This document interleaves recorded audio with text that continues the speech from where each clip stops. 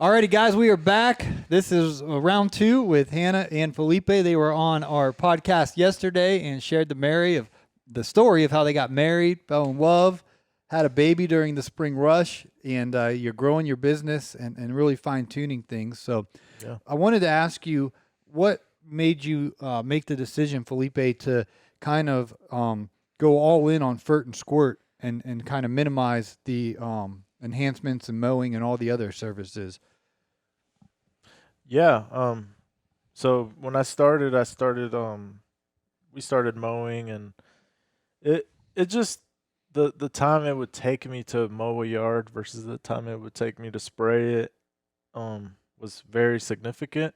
To where by myself I would probably bang out 8 to 10 yards mowing In one day. in one day, and I would be tired, messy. You're making like $45-50 a pop. Yeah, most people here in Georgia, we live in Metro Atlanta, and overall, it's a pretty wealthy county and state where we live at, relatively. But most people, for some reason in their mind, they don't want to pay more than $50 per cut. I don't know why, but it's just I've talked to the lawn bros and the amigos, and they all, Well, and also if you go to, I don't know if you ever noticed this, Hannah, if you go to an intersection, you'll see an open trailer with a weed eater, blower, Yeah. head trimmer, and a lawnmower. I mean, you basically can't go to an intersection, and if you look, you'll see one. They're everywhere. They're yeah, the amigos are strong. yeah. Is that like the just Hispanic community of lawn workers? Or No, is there's that a an lot. actual company? Well, we have some friends in Alabama that are real, the amigos, Oh, okay. Yeah. Baltazars. Oh, it's a company. Okay. Yeah, they're okay. real people. But it's kind of a joke beyond that too. Yeah. So Oh, okay. when we call each other lawn bros, whether Okay. you're purple, orange, white, black, yellow, Hispanic. Okay. Yeah. Oh, okay. But Felipe, you are from Mexico. I correct? am. Yes. Born and raised, Yeah, I was. or born and then. Yeah, I was born in Mexico City and we moved here when I was 6. Okay. Yeah, my dad moved here. He got his green card in the late 1980s. I think President Ronald Reagan, he hired a lot of immigrant workers, Mm-hmm. and he brought them here with their green card, and then through my dad I was able to obtain citizenship. Cool. So now I'm a and your US dad got in the industry because Chance would just brag on your dad. For Chance was the guy who I started hiring out to do tree work. Mm-hmm. I realized quickly that I need to hire a professional Yeah. to climb up. You start putting spikes on your feet and climbing up. It's a dangerous job. You got the insurance. You got to pay a lot more, and B, it's not worth risking your life if you don't know what you're doing. No. Yeah. My dad, he's definitely a professional arborist. It's incredible. Yeah, incredible. Never had accidents. He's made probably millions of dollars to the companies he works for. He even Easily. like tailors his diet to his job. Like he doesn't eat dinner every night to just keep light enough to go up. Yeah. He takes it very seriously. Yeah, he's 'Cause you have very to be safe. very disciplined with his spiritual life and physical. But Yeah, that's why you he's got good. back in shape since the last time I've seen you. You've been hitting the gym again, or what? I'm trying. I'm trying, but once you're married, the first year really hits you. But that's when you're improved since Yeah. last I saw you. He got some pregnancy weight on the first pregnancy, so he's doing better this time. Yeah. The dad empathy weight gain. Yeah. But So But yeah, I grew up with my dad, seeing him do that type of work, being a tree climber. It's definitely physical and it's dangerous, but I asked him to teach me, but he just didn't. He says it takes a lot of skill and there's a lot of danger to learn. Mhm. And he says I don't want to even risk you going through that danger that now I've mastered, but there is that potential risk, and he never really taught me beyond like just Standing from the ground, because you've come out with the chainsaw and helped me out before. yeah, I could do basic things like groundwork, but as far as climbing it and getting the ropes to to hold the trees and bring the limbs down and all these dangerous situations, no, my dad, he can do all that, but I Back to my original question. Yeah. I was asking you guys about your decision of service offerings? Because when you started, you were doing it all, and now you guys are really laser focused on Fert and Squirt. So Yeah. was that a mutual decision, or what came about? Let's get niche down. Well, I think more or less you were getting worn out by doing too much. And then I also was like noticing that we could be doing a lot better financially if we just focused on fertilization, and we'd be doing better as a family if he wasn't coming home like super exhausted every single day because he was just pushing himself way too hard. And so I encouraged you probably for almost like 6 months to just stop doing lawn care or the mowing. Because like you said, if you do 7 yards in a day solo, it's hot in Atlanta. That's why I call it hot Atlanta. So you get sweating and dirty by 11 a.m. You feel like, man, I gotta go get a shower. You get 7 yards done at $50 a pop, which is overachieving. Yeah. That's only $350 revenue Yeah. for the day. Mm-hmm. And you got your truck payment, you got all your expenses, you got, you need a mani-pedi or whatever. I mean, whatever you guys got, it's like $350 a day. When you compare, you can just go in and out and spray. You could, how much are you grossing a day on a good day doing Fert and Squirt? You can get more than 7 or 8 clients in. Yeah. You get close to 30 on a good day if you really hustle. Yeah, if I do 30, most of them are around the $40, $50 price range. You say you do 30, you could definitely do It's $1,000 a day. 30 at 50. Like this Monday, It's I 1,500. did like what you said. Yeah, like- you did like almost $1,000 in one day. Yeah, in so, a day. Yeah, This I would say. Monday. But when you come home from work, what's the difference from mowing, weed eating, trimming, blowing, Oh the yeah. fatigue compared to just Oh yeah. I get done doing it. doing this thing all day? Yeah, do 30 yards, make $1,000 a day by myself, and He likes doing I'm fertilization. not tired. He comes home and he's like, man, I missed using my sprayer. I've been using the spreader sprayer for a month. And Yeah. I mean, he just likes it. So that makes You like the wand better? You're doing this move, or you got to stand one of those stand-on ones now. I have a X-Mark lean to steer spreader sprayer, Mm. so that I bought that to spot treat, and for specialty apps like fungicides, insecticides, Mm-hmm. and then also it does the lime and the granular application. So I would highly recommend anybody in the business to, if they can get their hands on one, it would definitely take your business to the next level. You just stand on that machine. You just stand on it and it does everything. Nice. You can't get it on every property, but I want to say about 90% of the properties you can. Okay. Now, I know, Felipe, we have a lot of people listening. I was just telling you guys off air, our audience is in Australia where it's summertime now, New Zealand, you guys up in Canada, and then Ohio, Pennsylvania, New Jersey, New York, Minnesota, Wisconsin. It's all different turfs than we have down here. We're familiar with Zoysia and Bermuda. It's pretty much all that we see. And some fescue too.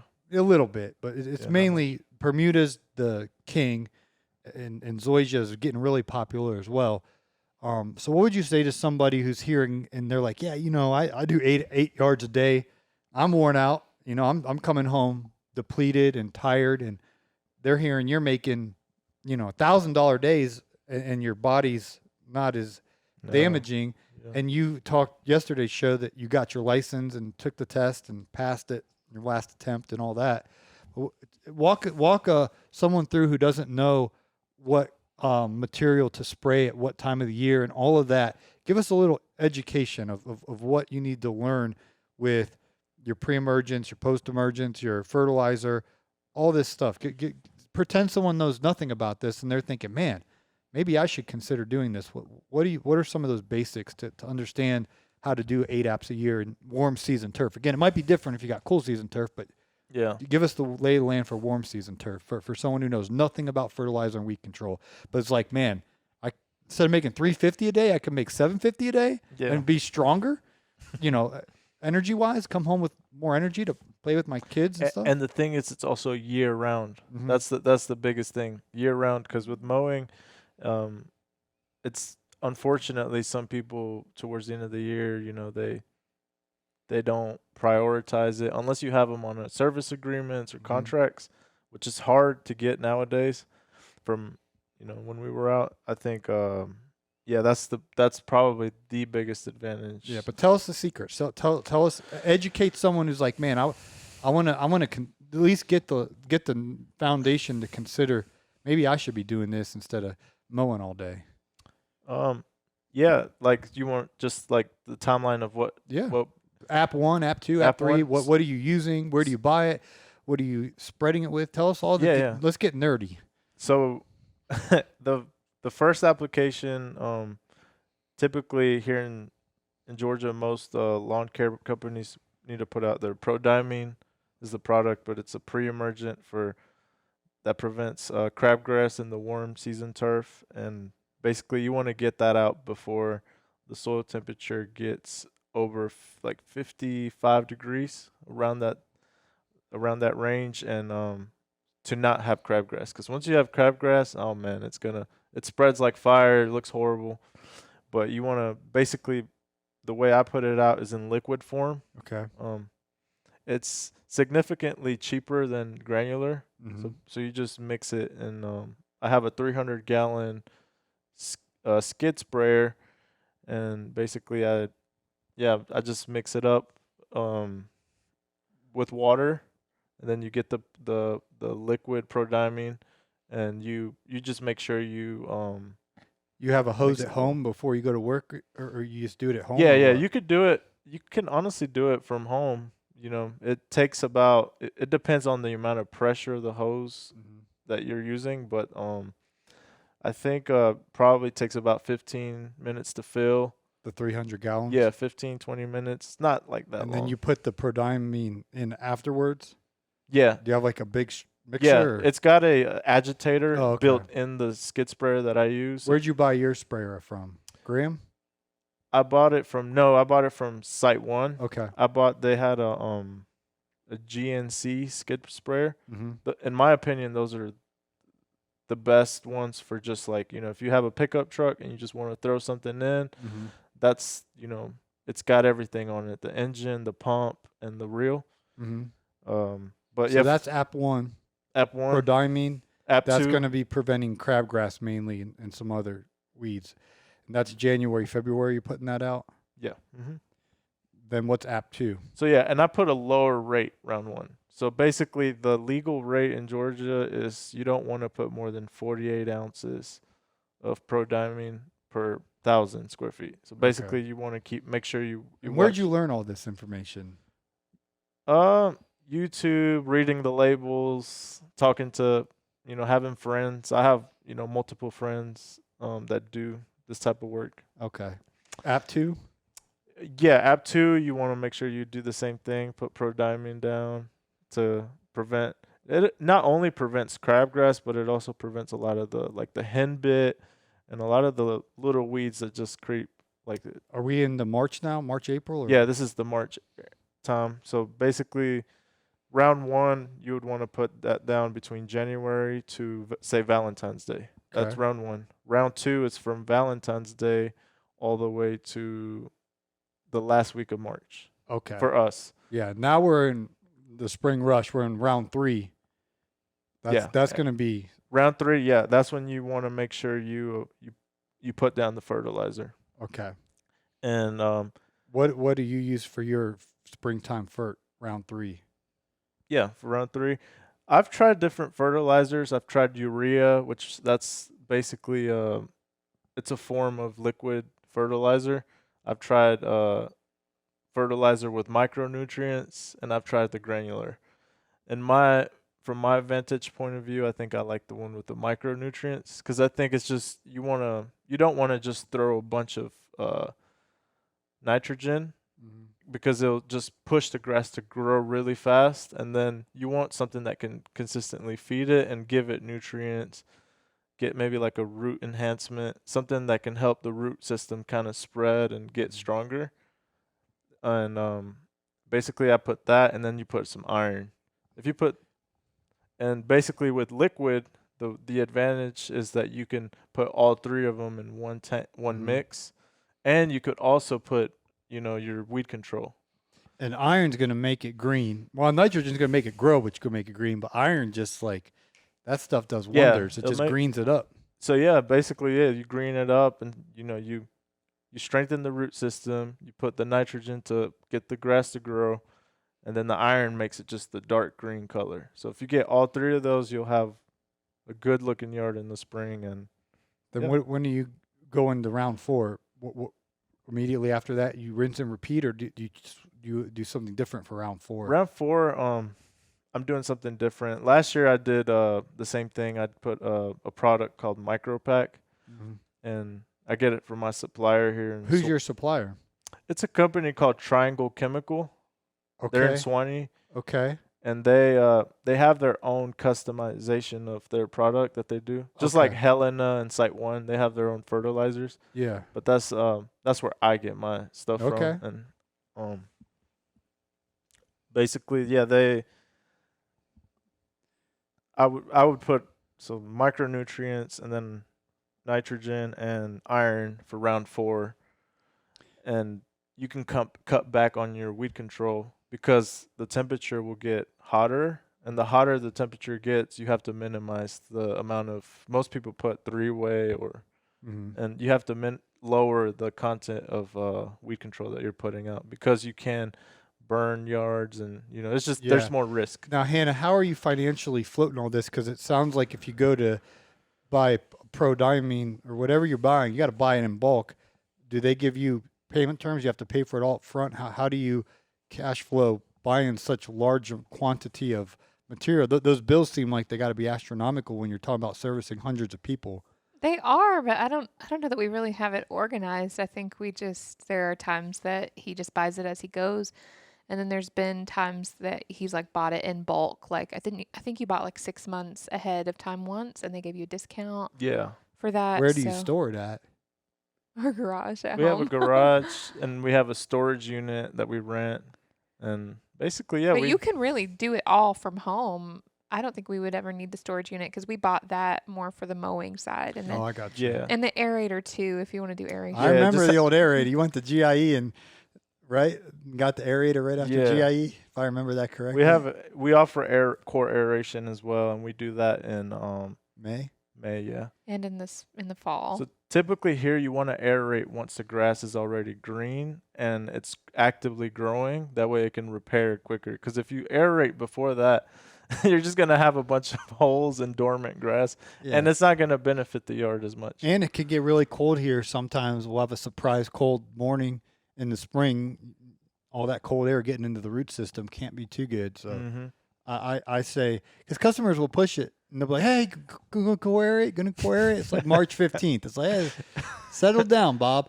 And then, it's like, it's best to do it in May and June. Yeah. Basically, I've talked to other guys, and Russell, I talked to him too. He says he does it after May because same reasons. Yeah. So. Russell Skipper's a smart fella.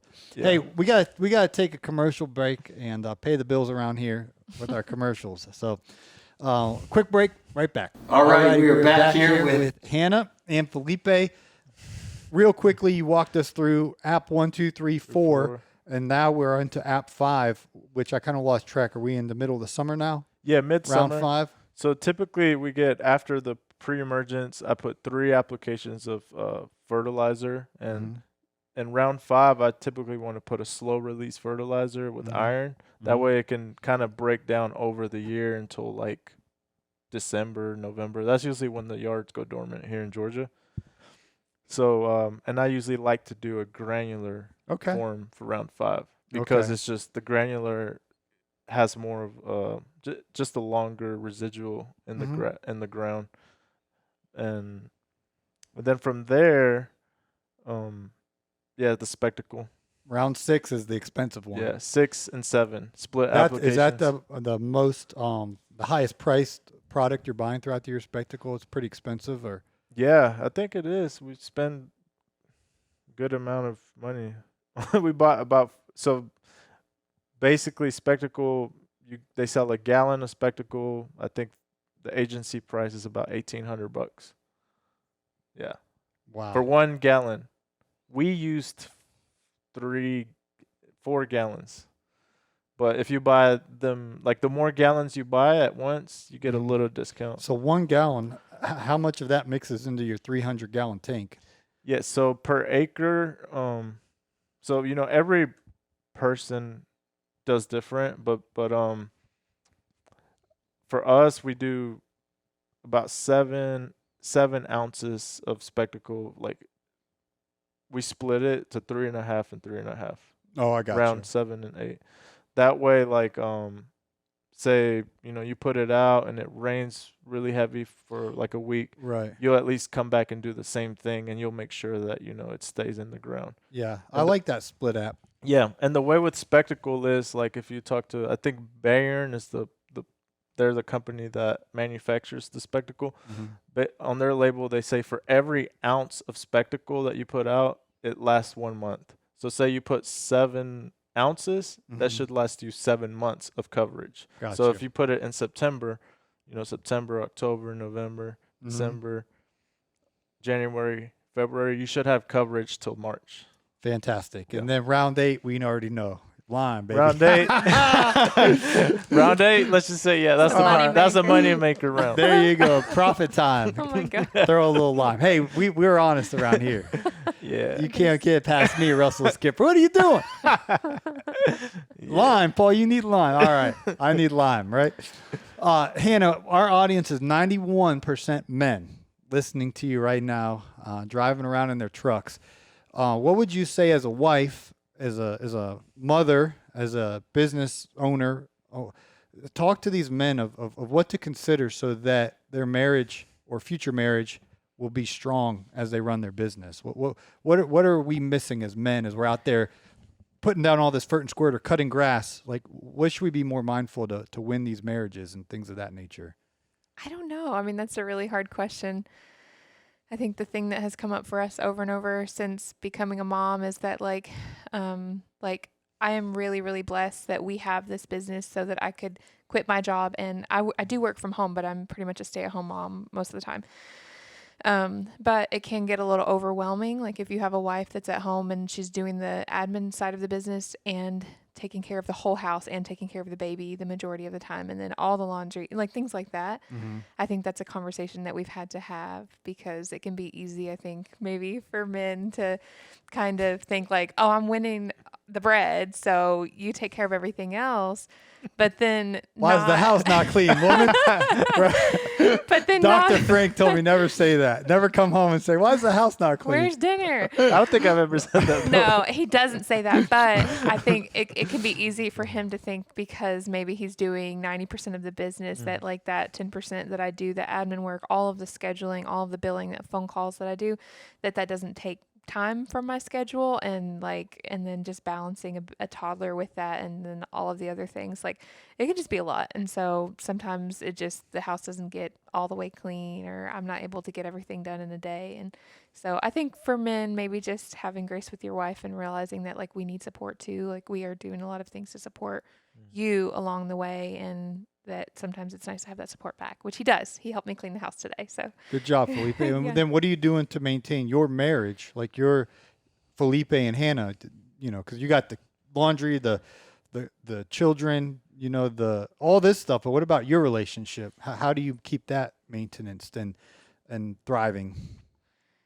I mean, we've had to implement some things. Like we've had over the last few months, we've kind of come up with ideas for things that, like, we've learned that unity is the number one thing. Like if we can just be in unity, and like we don't always have to agree on the same decisions, but if we can just come together in unity and come to something that we can both agree upon and like move forward, then that helps. And so we've actually just implemented 3 prayer walks a week, which have been amazing for us, because I think we just like everyone does this, but we just hold so much anxiety in throughout life and like don't really talk to God about it. But it's been powerful for us to actually go outside and walk and talk out loud to God and like pray together. And then I'll say like, I'm feeling anxious about this doctor appointment coming up, or he's feeling anxious about whatever.